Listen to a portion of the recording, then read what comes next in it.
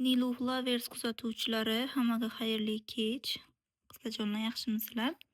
Tojikistonlik klientimni dastavkalarini yig'ib chiqdim. Bu tojikistonlik klientim doimiy klient. Bular doim bizdan osnova, sovun, qoliplar, mahsulotlar zakaz qiladilar. Bu safar ham dastavkalarni yig'ib berdik. 16 ta qolip zakaz qildilar.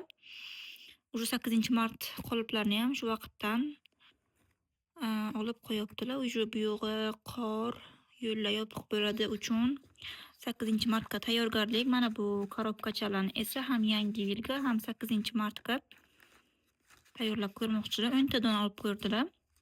Tillarang tuvaklarimizdan 4 xil razmerdan bittadan olib ko'rdilar. Menimcha razmerini ko'rmoqchilar. Qaysidan keyin olishni ko'proq aytadilar. 100 gram bejviy rangli, 100 gram hit,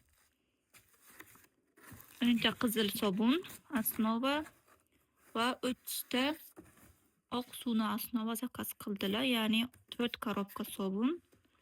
Shu mahsulotlarning hammasi 3,40,000 so'm bo'ldi skidkada. Ishlariga omad. Yana zakazlaringizni kutib qolamiz.